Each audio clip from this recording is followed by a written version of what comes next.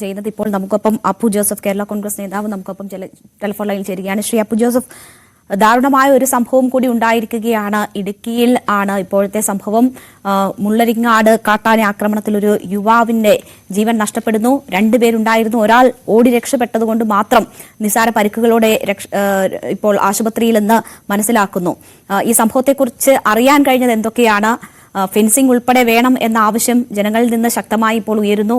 Ward member ഉൾപ്പെടെ അങ്ങനെ പറയുന്നത് നമ്മൾ കേട്ടു. എന്താണ് അവിടുത്തെ സാഹചര്യം? മുള്ളരിങ്ങാട് എന്ന് പറയുന്നത് തൊടുപുഴ നിയോജകമണ്ഡലത്തിൽപ്പെട്ട സ്ഥലമാണ്. ഇവിടെ ഇപ്പം വർഷങ്ങളായിട്ട് നമുക്കറിയാം, ഇപ്പൊ ഈ കാട്ടാനയും മറ്റു വന്യമൃഗങ്ങളും ഇപ്പം കൂടുതലായി ഇപ്പൊ നാട്ടിൻപുറത്തേക്ക് ഇറങ്ങിക്കൊണ്ടിരിക്കുകയാണ്. ഇതിപ്പോ ഇവിടെ ജനങ്ങളുടെ ജീവനും സ്വത്തിനും സംരക്ഷണം കൊടുക്കുവാൻ വേണ്ടി തന്നെയാണ് ഒരു സർക്കാരിനെ നമ്മുടെ തെരഞ്ഞെടുത്ത് വിട്ടിരിക്കുന്നത്. നമ്മൾ ഏത് നിയമങ്ങൾ ഉണ്ടാക്കിയാലും ആ നിയമങ്ങളെ അടിസ്ഥാനപരമായിട്ട് ഈ നാട്ടിലെ ജനങ്ങൾക്ക് വേണ്ടിയുള്ള നിയമങ്ങളായിരിക്കണം. ഇപ്പം വന്ന് എന്താ സംഭവിക്കുന്നതെന്ന് വെച്ചാല്, ഇപ്പം ഇവിടെ ഫോറസ്റ്റ് എന്ന് പറയുന്ന ഒരു ഡിപ്പാർട്ട്മെന്റ്, ഇവര് തീർച്ചയായിട്ടും നമ്മൾ വന്യജീവികളെ സംരക്ഷിക്കണം. പക്ഷേ നമ്മൾ പ്രാഥമികമായിട്ട് ചെയ്യേണ്ടത് ഇവിടുത്തെ ആളുകളുടെ ജീവനും സ്വത്തിനും ഇവിടെ സംരക്ഷണം കൊടുക്കുക എന്നുള്ളതാണ്. ഇപ്പൊ അവിടെ ഒരു ഫെൻസിങ്ങിന്റെ കാര്യമൊക്കെ അവര് ചെയ്യുന്നുണ്ടെന്ന് പറയുന്നു. പക്ഷെ നമുക്ക് ആവശ്യം നമ്മുടെ കാടുകളിലേക്ക് താങ്ങാനാവുന്നതിൽ കൂടുതൽ വന്യമൃഗങ്ങൾ ഇപ്പം നമ്മുടെ നാട്ടിൽ പെറ്റുപെരുകിക്കൊണ്ടിരിക്കുക. ഈ പറയുന്ന പല മൃഗങ്ങൾക്കും നമ്മുടെ നാട്ടിൽ അവരുടേതായ നാച്ചുറൽ പ്രിഡേറ്റേഴ്സ് ഇല്ല.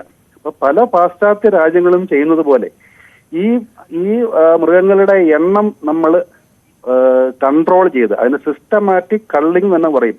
ഏത് രാജ്യങ്ങൾ എടുത്താലും, ഈവൻ ആഫ്രിക്കയിൽ പോലും ഒരു പരിധിയിൽ കൂടുതൽ ആനിമൽസിന്റെ അല്ലെങ്കിൽ മൃഗങ്ങളുടെ എണ്ണം കൂടിയാൽ അത് പരിസ്ഥിതിക്കും ദോഷമാണ്, നമ്മുടെ നാടിനും ദോഷമാണ്. അപ്പൊ അത് മനസ്സിലാക്കി ഒരു പഠനം നടത്തി സിസ്റ്റമാറ്റിക് ആയിട്ടുള്ള കള്ളിങ് നടക്കുക എല്ലാ വർഷവും, അല്ലെങ്കിൽ ഓരോ ഇതിന്റെ ഒരു പോപ്പുലേഷൻ എടുത്തിട്ട് അത് മാത്രമേ ഇതിനൊരു ശാശ്വത പരിഹാരമുള്ളൂ. കാരണം നമ്മുടെ വനമേഖലയ്ക്ക് താങ്ങാനാവുന്നതിലും അപ്പുറം ഇപ്പം നമ്മുടെ ഈ വന്യജീവികളുടെ എണ്ണം കൂടിക്കൊണ്ടിരിക്കുകയാണ്. ഇപ്പൊ ഇവിടെ ഈ പറഞ്ഞതുപോലെ ഇതിപ്പം വളരെ ഒരു ചെറുപ്പക്കാരനാ പയ്യൻ, 22 വയസ്സേ ഉള്ളൂ, കാണാതായ പശുവിനെ അന്വേഷിച്ച് കാട്ടിൽ കയറിയപ്പം അവന്റെ വീടിനോട് ചേർന്നുള്ള പ്രദേശത്ത് തന്നെയാണ്. അവിടെ ജനങ്ങൾക്ക് സൗകര്യമായിട്ട് താമസിക്കണമെങ്കിൽ നമ്മൾ വളരെ യുദ്ധകാല അടിസ്ഥാനത്തിലുള്ള ഇടപെടലുകൾ നമ്മുടെ സർക്കാരിന്റെ ഭാഗത്തുനിന്നും ഉണ്ടാകണം.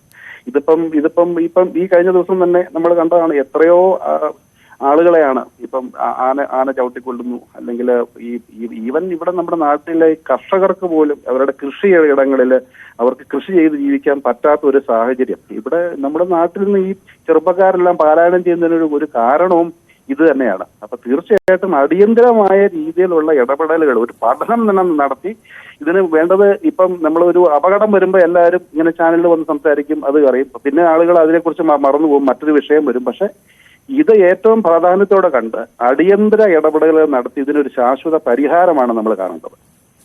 തീർച്ചയായും അടിയന്തര ഇടപെടൽ വേണം, ശാശ്വത പരിഹാരം വേണം എന്നൊരാവശ്യമാണ് ഉയരുന്നത്. വളരെ നന്ദി ശ്രീ അപ്പു ജോസഫ്, ഈ അവസരത്തിൽ ഞങ്ങളോട് സഹകരിച്ചതിന്. ഏതായാലും ദാരുണമായ സംഭവമാണ്. ഇന്ന് ഉച്ചയോടുകൂടിയാണ് ഈ സംഭവം ഉണ്ടായത്. പശുവിനെ തിരഞ്ഞ് കാട്ടിൽ കയറി എന്നാണ് മനസ്സിലാക്കുന്നത്. അപ്പോൾ തേക്കിൻകൂപ്പിൽ വെച്ചാണ് കാട്ടാന ആക്രമണം നേരിടുന്നത്. രണ്ടുപേരുണ്ടായിരുന്നു.